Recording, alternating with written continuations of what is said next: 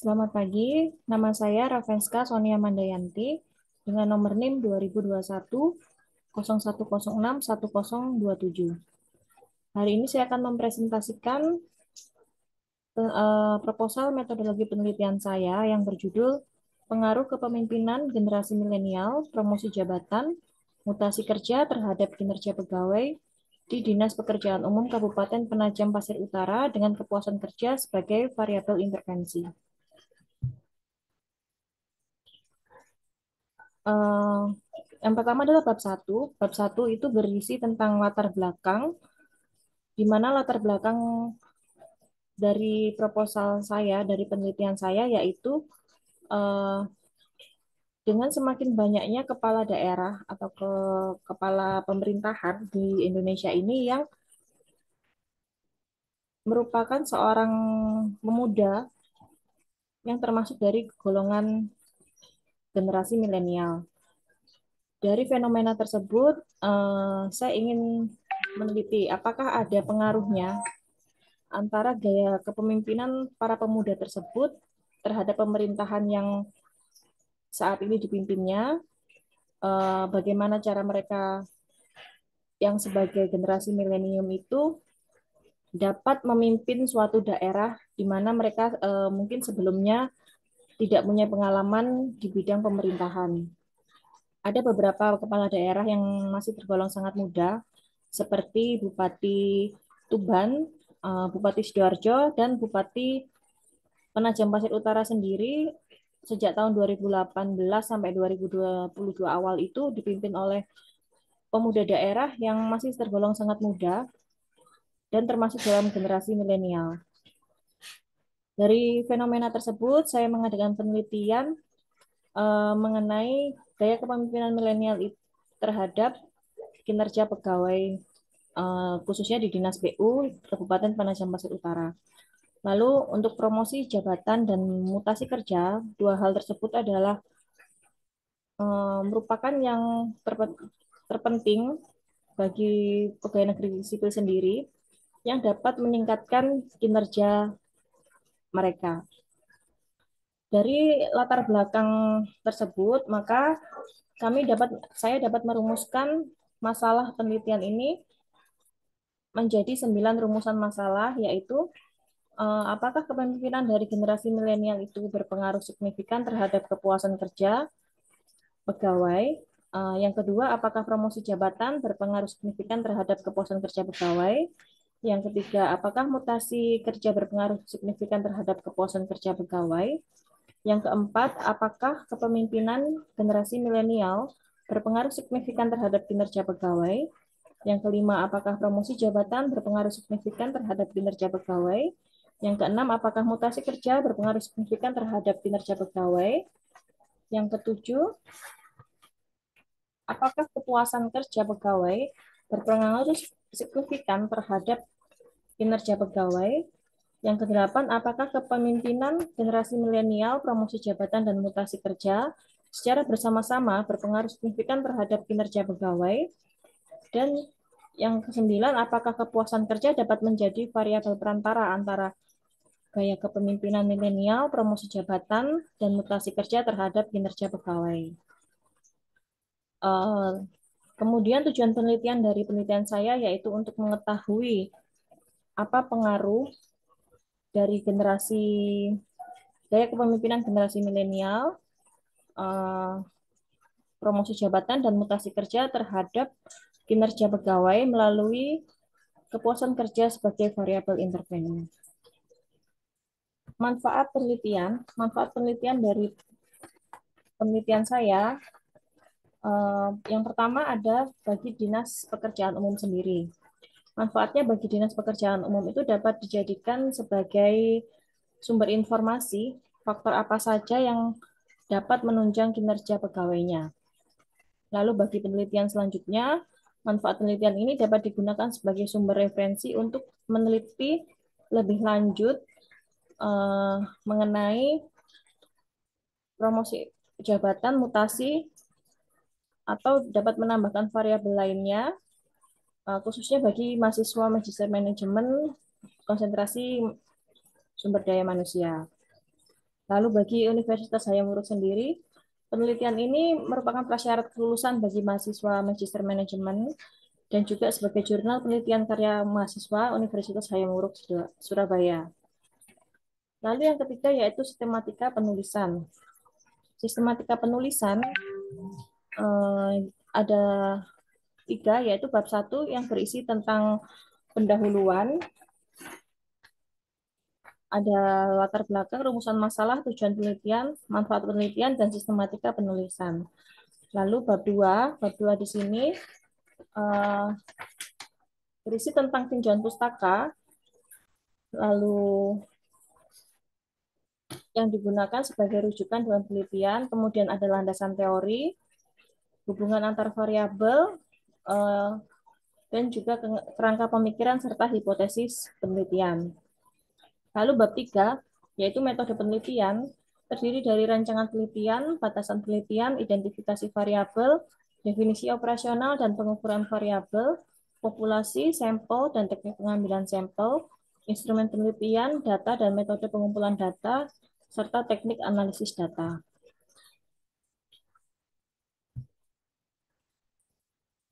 Kemudian masuk pada bab 2. Bab 2 ini terdiri dari penelitian terdahulu, landasan teori, hubungan antar variabel, kerangka pemikiran, dan hipotesis.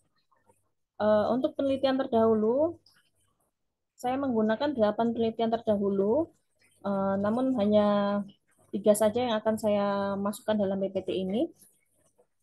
Kemudian untuk landasan teori sendiri merupakan dasar untuk dasar dari berbagai sumber, baik jurnal maupun buku, yang berisikan teori-teori tentang gaya kepemimpinan milenial, promosi jabatan, mutasi kerja, kepuasan kerja, dan kinerja pegawai. Untuk selengkapnya ini ada di proposal saya. Kemudian hubungan antar variabel ini menjelaskan tentang hubungan-hubungan antar variabel, hubungan antara variabel X, Y, dan Z. Kemudian kerangka pemikiran yang akan saya gambarkan berupa diagram, lalu kemudian hipotesis penelitian. Untuk selanjutnya dan selengkapnya akan saya bahas pada slide berikutnya. Berikut ini perbandingan penelitian terdahulu dengan penelitian yang sekarang. Di sini saya hanya memasukkan 3 penelitian terdahulu saja dari 8. Di sini terdapat persamaan. Persamaannya itu ada menggunakan dari ketiga penelitian terdahulu ini sama-sama menggunakan variabel Y, kinerja karyawan, dan kepuasan kerja. Yang berbeda adalah variabel X-nya. Ada yang menggunakan 2 variabel X, ada yang menggunakan 1 variabel X. Untuk data teknik analisis datanya banyak yang sama, menggunakan data primer, skala pengukurannya menggunakan Likert, teknik analisis datanya kuantitatif dengan menggunakan SPSS dan PLS. Sama dengan penelitian yang akan saya teliti. Lalu hubungan antar variabel. Di sini menjelaskan hubungan antara variabel X dengan variabel Y dan variabel X dengan variabel Z. Hubungan antar variabel X1, yaitu gaya kepemimpinan generasi milenial terhadap kepuasan kerja atau Z. Pegawai yang puas pada pekerjaan yang dilakukan biasanya punya atasan dengan gaya kepemimpinan yang sejalan dengan para pegawainya. Ini merupakan teori dari Toha tahun 2007. Lalu dari hasil penelitian terdahulu, dari Irfan Hartanto didapatkan hasil bahwa gaya kepemimpinan mempunyai pengaruh yang positif dan signifikan terhadap kepuasan kerja. Lalu hubungan X1, gaya kepemimpinan generasi milenial terhadap kinerja atau variabel Y, menurut hasil penelitian terdahulu dari Irfan Hartanto 2014, gaya kepemimpinan mempunyai pengaruh yang positif dan signifikan terhadap kinerja. Kemudian hubungan variabel X2, promosi jabatan dengan kepuasan kerja, dari hasil penelitian terdahulu didapatkan hasil bahwa promosi jabatan berpengaruh positif dan signifikan terhadap kepuasan kerja karyawan. Lalu dari hubungan promosi jabatan dengan kinerja, dari hasil penelitian terdahulu juga didapatkan hasil bahwa Promosi jabatan dapat mendorong peningkatan prestasi kerja pegawai. Lalu hubungan eh, variabel X3, mutasi kerja dengan variabel Z, kepuasan kerja. Ini berdasarkan penelitian terdahulu, mutasi berpengaruh positif dan signifikan terhadap kepuasan kerja karyawan. Penelitian dari Ulfisa Saiful Bahri tahun 2020. Lalu hubungan antara variabel X3 mutasi kerja dengan kinerja Y, berdasarkan penelitian terdahulu dari Irawati Kusuma Dirja dan Ismail Razak, didapatkan hasil bahwa mutasi dapat mendorong prestasi kerja pegawai. Kemudian hubungan intervening. Eh, apakah variabel Z dapat menjadi variabel intervening antara variabel X dan variabel Y?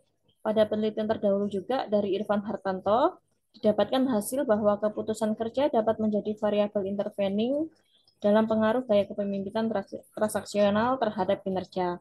Namun berdasarkan hasil penelitian dari Tommy Sunsyagian dan Hasmanan Kair 2018, didapatkan hasil bahwa kepuasan kerja tidak dapat memediasi pengaruh variabel gaya kepemimpinan terhadap variabel kinerja karyawan. Lalu dari hubungan antar variabel ini dapat saya gambarkan kerangka pemikiran dari penelitian ini, yaitu eh, di sini saya juga sekaligus menjelaskan hipotesisnya, di mana gaya kepemimpinan generasi milenial X1 berpengaruh signifikan terhadap kepuasan karyawan. Ini merupakan hipotesis yang pertama.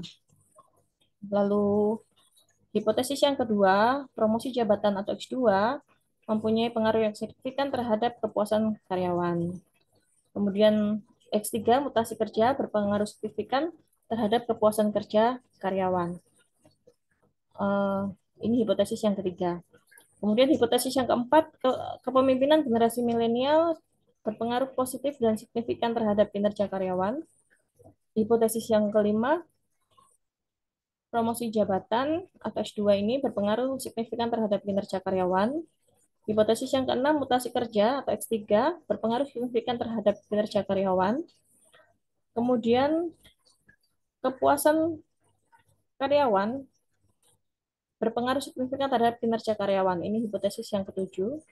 Hipotesis yang kedelapan, eh, kepemimpinan generasi milenial, promosi jabatan, dan mutasi kerja secara bersama-sama berpengaruh signifikan terhadap kinerja karyawan. Ini hipotesis yang kedelapan. Lalu hipotesis yang kesembilan, kepuasan karyawan atau pegawai dapat menjadi perantara atau intervening dari variabel X1, X2, dan X3 terhadap variabel Y. Berikut hipotesis penelitiannya sudah saya jelaskan di kerangka pemikiran. Yang ketiga yaitu metodologi penelitian. Eh, Metodologi penelitian ini berisi tentang rancangan penelitian, ruang lingkup, identifikasi variabel, uji validitas, dan uji reliabilitas. Untuk rancangan penelitian dari penelitian ini, yaitu penelitian ini menggunakan data primer yang pengambilan datanya menggunakan survei dengan Google Form, skala pengukurannya menggunakan skala Likert, dan merupakan penelitian kuantitatif, serta teknik analisisnya menggunakan metode statistik SPSS dan WAR-PLS. Kemudian ruang lingkup penelitian ini merupakan seluruh pegawai negeri dinas PU di Kabupaten Penajam Pasir Utara yang berjumlah 80 orang. Kemudian identifikasi variabel. Identifikasi variabel ini menjelaskan variabel-variabel apa saja yang digunakan dalam penelitian ini. Saya menggunakan 3 variabel bebas atau X1 sampai X3. X1-nya yaitu gaya kepemimpinan milenial, X2-nya promosi jabatan, X3-nya mutasi kerja, dan menggunakan satu variabel terikat atau variabel Y, yaitu kinerja pegawai. Eh, dan menggunakan variabel Z atau variabel intervening yaitu kepuasan kerja. Kemudian selanjutnya ada definisi operasional pengukuran variabel, di mana variabel Y ini atau kinerja pegawai mempunyai indikator menurut Robis tahun 2016. Indikator yang pertama yaitu kualitas kerja, yang kedua kuantitas, yang ketiga ketepatan waktu, yang keempat efektivitas, dan yang kelima kemandirian, yang keenam pegawai mampu bekerja sesuai dengan instruksi yang diarahkan pimpinan, yang kedelapan ketujuh pegawai telah mengikuti peraturan yang ada, dan yang kedelapan pegawai bersedia menerima sanksi atas pelanggaran yang dilakukan. Lalu yang kesembilan pegawai yang memiliki kinerja yang baik mendapatkan reward yang sesuai seperti promosi jabatan. Lalu untuk variabel bebas yang pertama, kepemimpinan generasi milenial, eh, menurut HIPWI, indikator kepemimpinan generasi milenial itu yaitu kepemimpinan yang mempunyai digital mindset, observer dan active listener, agile, inclusive, brave to be different, unbeatable. Kemudian untuk indikator dari promosi jabatan, menurut Kedarisman, ada pengalaman, tingkat pendidikan, loyalitas, kejujuran, tanggung jawab, kepandaian bergaul, prestasi kerja, dan inisiatif. Lalu indikator mutasi kerja atau X3, yaitu menurut Ambarita tahun 2015, ada frekuensi mutasi, alasan mutasi, ketetapan dalam melaksanakan mutasi, yaitu eh, tingkat pendidikannya, lama masa menjabat, tanggung jawab atau beban kerja, kesenangan dan keinginan pegawai, serta kebijakan atau peraturan yang berlaku. Lalu indikator dari variabel Z atau intervening sendiri yaitu pekerjaan. Jadi isi pekerjaan itu apakah sudah sesuai dengan kepuasan, sudah dapat menciptakan kepuasan kerja. Kemudian yang kedua upah, di mana jumlah bayaran yang diterima apakah sudah sesuai dengan kebutuhan pegawai dan dirasa sangat adil. Lalu yang ketiga ada promosi, jadi kemungkinan seorang dapat berkembang melalui kenaikan jabatan. Kemudian yang keempat pengawas, seorang yang memberikan perintah atau petunjuk dalam pelaksanaan kerja. Yang kelima yaitu rekan kerja. Kepada siapa orang tersebut berinteraksi dalam melaksanakan pekerjaannya, menyenangkan atau tidak. Kemudian uh, ada uji validitas, di mana uji validitas dalam penelitian saya ini menggunakan dua pengujian, yaitu dengan menggunakan analisis jalur dan uji Sobel. Analisis jalur ini digunakan untuk mengetahui signifikansi atau pengaruhnya antara variabel bebas dan variabel terikat. Kalau uji Sobel, untuk mengetahui signifikansi pengaruh variabel intervening. Untuk uji Sobel ini dapat menggunakan fasilitas online, yaitu dengan membuka www.danielsoper.com. Kemudian untuk uji reliabilitas.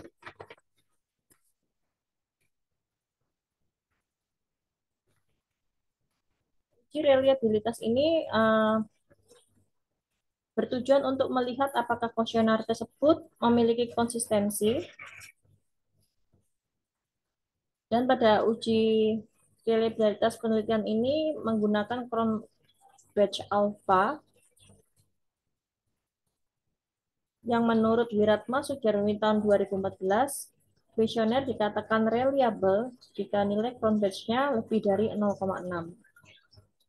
Lalu menggunakan analisis regresi linear berganda untuk mengukur pengaruh dari variabel X dalam menjelaskan variasi dari variabel Y dengan pengukuran rasio dalam satu persamaan linear. Pengujian analisis regresi linear ini meliputi uji asumsi klasik, Uji asumsi klasik menggunakan SPSS untuk menguji yang pertama uji normalitas. Dilakukan untuk menguji apakah ada suatu model regresi, suatu variabel independen dan variabel dependen, ataupun keduanya mempunyai distribusi normal ataupun tidak. Di mana nilai signifikansinya di atas 5% atau 0,05, maka disebut distribusi normal. Jika di bawah dari 5% atau 0,05, maka data tidak memiliki distribusi normal. Kemudian uji multikolinearitas, yaitu untuk mengetahui apakah model regresi ditemukan adanya korelasi antara variabel independen dan variabel bebas. Yang selanjutnya ada heterokedastisitas, di mana untuk menguji apakah dalam model regresi tersebut terjadi ketidaksamaan varians dari residual satu pengamatan ke pengamatan lain. Salah satu persyaratan yang harus dipenuhi dalam regresi yang baik adalah tidak terjadi heteroskedastisitas. Kemudian autokorelasi. Jadi menurut Ghazali tahun 2016, autokorelasi dapat muncul karena observasi yang berurutan sepanjang waktu yang berkaitan satu sama lain. Jadi jika nilai signifikansinya kurang dari 0,5 maka terdapat gejala autokorelasi. Namun jika lebih dari 0,05 tidak terdapat gejala autokorelasi. Yang kedua, uji regresi linier, uji T, untuk mengetahui pengaruh variabel bebas secara individu terhadap variabel terikat. Dan untuk mengetahui variabel yang mempunyai pengaruh dominan serta signifikasi menggunakan uji T. Hipotesisnya dari statistik ini jika signifikansi kurang dari 0,05 maka variabel X secara parsial berpengaruh terhadap variabel Y.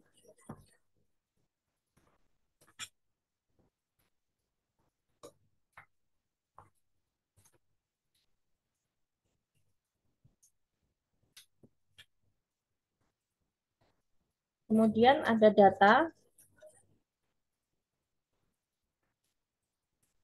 Data yang digunakan dalam penelitian ini yaitu data primer, eh, data yang langsung dari sumber respondennya,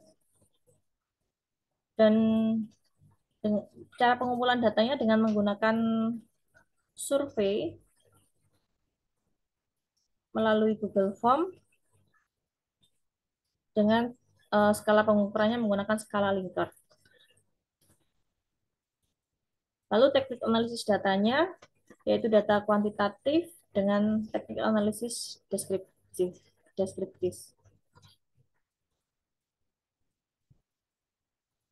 Berikut ini tahapan teknik dari analisis data. Yang pertama yaitu pengumpulan data. Pengumpulan data, eh, data diperoleh dari survei yang disebarkan melalui kuesioner lewat Google Form. Dilakukan survei ini kurang lebih sekitar 3 bulan.